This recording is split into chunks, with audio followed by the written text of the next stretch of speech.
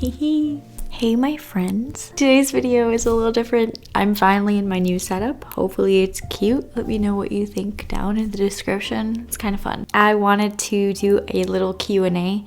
Just asked on Instagram some questions and it's going to be chill. I haven't done a Q&A in a really long time and I'm hoping to be posting regular uploads, like weekly uploads, and so trying to diversify my content and not just have art videos because that can be exhausting. The very first question is, how are you? I am good. I'm always a little bit stressed about how clean my surroundings are, and I often have a problem keeping my house clean. I'll have it be a huge mess and then I'll just clean it all up in one whole swoop, and then it's gonna be nice for 2 days and then it gets messy again. So my office right now is super messy, my studio space, and so it's freaking me out a bit, but the rest of my house except for my bedroom is really clean.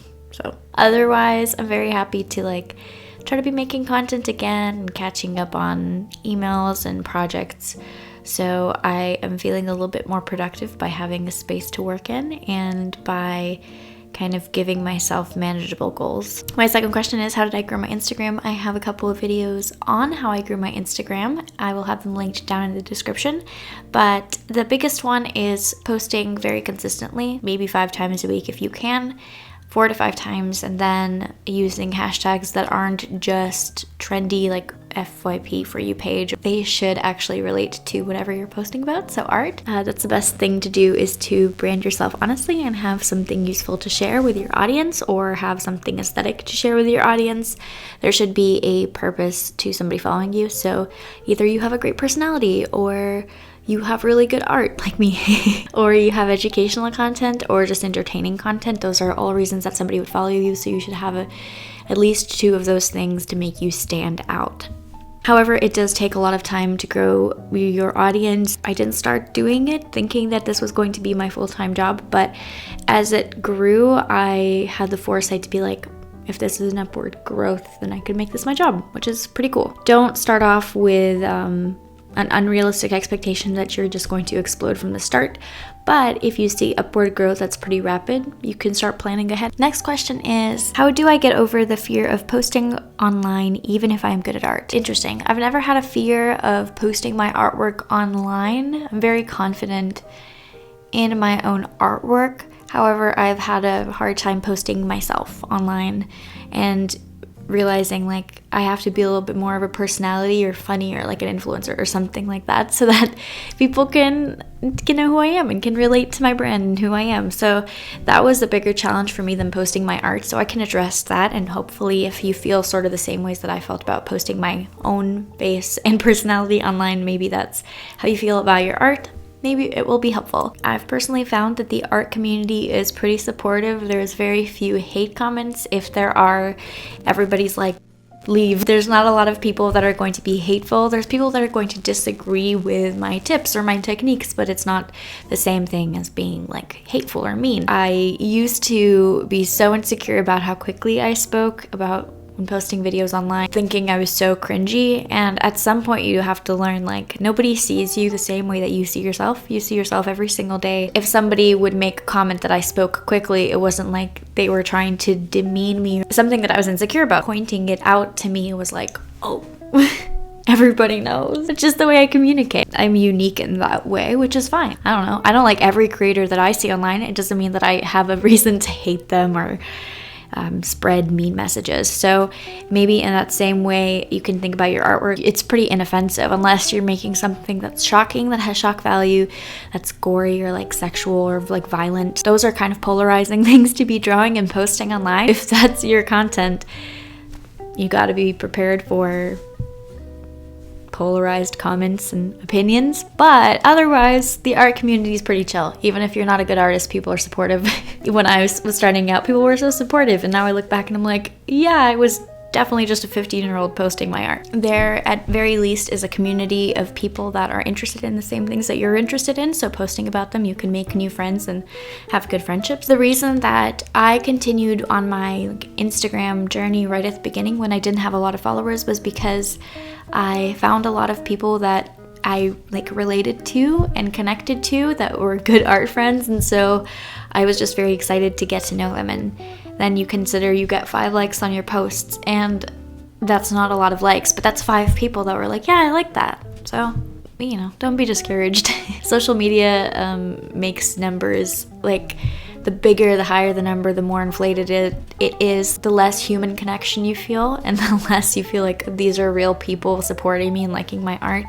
So in a sense, there's a lot of comfort with small numbers, a small like set of people following you and liking your art. It's really cozy. So I recommend you post your art. If it doesn't go well, just take it down. You can delete your account if it's not good for your mental health. Next question is, any advice for a new artist on YouTube? I have no idea. I feel like an old person that's so behind the times of how I operate on YouTube and how everybody gets super popular on YouTube. I'm not a viral video kind of person. Don't get the same exact amount of views on every video. Some do better, some do worse. Posting regularly is always a good idea. When I first started YouTube, I would post every single week, and I think I posted every single week for when I was a freshman in college, maybe when I was a sophomore, I don't remember, which is crazy. It can be done. You just have to plan, make yourself do it. The better your video editing, the more entertaining or engaging you are, the better your videos are gonna do. I'm not very entertaining, I'm just more educational. I always get like a steady low standard of views of people that actually care about my educational content, and then some videos do better than others depending on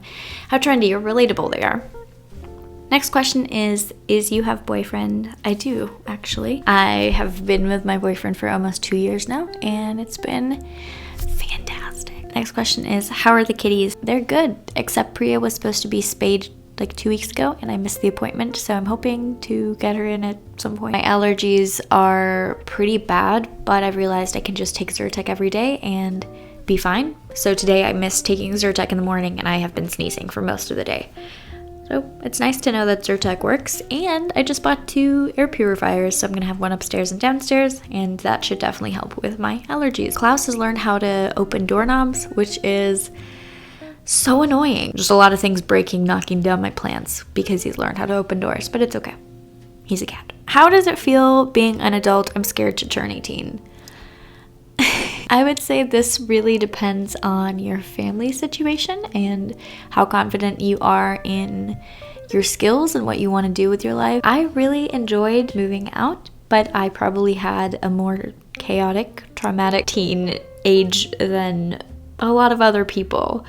So I was very happy to move out and now be independent. I really do like my independence. I value it a lot, and it's really nice to like live alone and have my own self-made job and surprise people when they find out I'm an artist and like live alone. Everybody doesn't believe me, and everybody thinks that like my family paid for my house or for my whatever. Nobody believes that I can sustain myself on my art, so it's kind of fun to just be like in the background chilling like, no, I do. If you have a nice home life and a steady home situation, then probably know that your family will support you as you get older and like find your footholds in the world, and you can always come back to them, have them as a support system. If you are more like me and you did not exactly feel that way, there are a lot of really good people out there that will be lifelong friends or that will support you whatever you're going through or wherever you are with your mental health. So there are always good people out there to help you and support you, and community is super important. Next question is update on life out of school. I left school to pursue art. Best decision I ever made. It's wonderful. If you can't tell how happy I am, I'm great. School was terrible. Looking back on it, very traumatic, in a large part due to my own overachievement. And this might seem a little bit odd, but I have a rather large IQ / I graduated summa cum laude. I can be intelligent if I put my mind to it, but since graduating, I think I'm just the dumbest person around, and I think it's because my brain is so exhausted. I don't want to have like civil conversation or to say anything intelligent. I'm just like, a lot of my communication is facial expressions, sounds. I can't even use my words. I feel like my brain is so exhausted from the years and years of stimulation that I just want to It's also a little bit upsetting to not be able to be super eloquent and to communicate properly, but I'm also having grace with myself of like, I've always put myself down in all of my life about the way I communicated or my intelligence or how hard I worked. So I'm trying to just be like, no, it's okay to just be yourself and not be the best at everything. I am very happy to be out of college. It was just the worst time, not the worst time of my life, but very close to the worst time of my life. And I very much hate the college that I went to for its values. They are values that I do not hold, and I'm embarrassed to be associated with it, so I'm not going to talk about my college. If you were not a freelancer entrepreneur, what would you be doing right now, and who would you be if not an artist? I guess if I wasn't a freelancer entrepreneur, I wouldn't be a designer. Maybe I would be working for a design firm or a company. I don't like doing professional design, and I don't think I will ever use it unless I am in a pickle, in a tough spot. If I was to be on a completely different road, I probably would have done something with biology or with biomed, like an undergrad nursing degree, or something to do with history, maybe art history. I love art history so much, so anything that would do with art therapy, maybe with art history, just being a teacher, I think it's fascinating. And maybe in the future I have plans to get my master's in art history, so we'll see. What's your favorite thing to draw on a chill day? I just like drawing girls. I think they're just fun to draw, like pencil portraits. Do you ever want to run away from social media? I do. It's so stressful sometimes. Yes, I do want to run away from social media. Personally, the biggest challenge that I face when it comes to social media is that all of my friends and family can see what I post. And as opposed to like a 9-to-5 that, you know, you're just at a desk and nobody else sees what your daily work is like,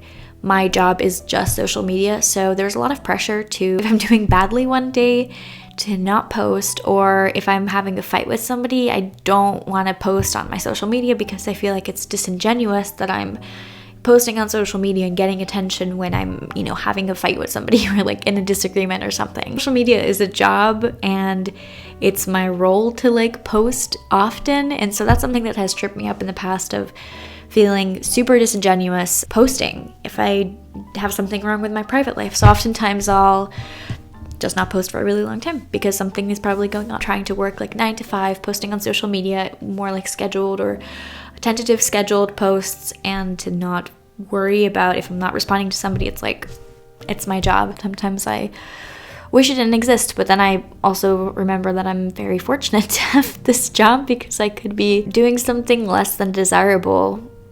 I don't know. I'm grateful for what I have, but it does come with some limitations. Next question is, how are you doing since you're starting a new chapter video? I wish I could go to therapy, and I can't because the insurance that I have does not cover any therapy, any doctors around here, so I am as good as not having insurance. That's very frustrating. There are things that I'm still like really upset about, and I don't think I will ever stop being upset about, but my mental state has greatly improved. Before this past year, I had a really hard time being myself, and I had, you know, chronic anxiety at the thought of showing who I was because of all the criticism that I would get from particularly my family. My circle of friends has been super supportive, my boyfriend has been super supportive, and I'm all around very happy and doing better mentally, as good as I can be doing without being able to go to therapy. Do you have any secret skills that we might not know about? I am ambidextrous. I can write with both hands, and that is because when I was little, I was left-handed, and my dad told me that it was wrong to be left-handed, and so he forced me to write with my right hand. And so I learned how to write with my right hand, and I write predominantly with my right hand, but I can write with both hands, which is convenient when you're taking a ton of notes or writing a long time. Switching between hands is nice. So, goals for 2022. I have so many goals. One of them is for my book to come out because it's supposed to come out next month. What? Next year. It's supposed to come out in 2022. I'm very excited about it. I am writing a book on digital art, digital painting. I'm stoked for it to come out. I just have to finish the illustrations for it and some of the photos. 2021 was really good for me when it came to some collabs that I had. It was really cool collabing with HP and with Dell and with Bose. Like having 3 Bose campaigns was so great. It was so nice. So I'm really hoping to do more like big brands like that, because that is extremely exciting content for me.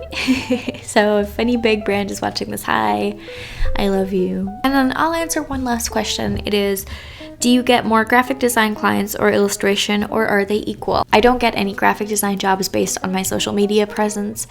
The only graphic design that I will do is in person for people that I know, or somebody that I know works at a company that needs design and so they want something designed. Something a little bit more small scale like that, not a lot of money in it and nothing that I enjoy doing. There have been a couple of projects in town that I was very pumped to do and they all fell through because apparently nobody trusts in a designer's creative vision, which is great. It's very validating to know that I went to school for 4 years and busted my ass so that people could just say, no, you don't know what you're doing. I want you to basically give me a Canva template. It's fine. It's okay. One cool graphic design client that I have is I am part owner in a co-working space in town, and I have done all the branding and all the design for it, which is very exciting. And it's really nice to have that group of people be super supportive over what I design and create and like be pumped and trust my creative judgment. It's really nice. I enjoy it. But primarily I get 99% illustration projects. I've been talking for forever. Thank you so much for being here. Let me know if you enjoy this type of video, and if you want more videos like this, give me a thumbs up, subscribe, and turn on notifications because I have been trying to post every single week. The hope for everything is that I will start uploading on Saturdays. Talk to you guys in my next video. Bye.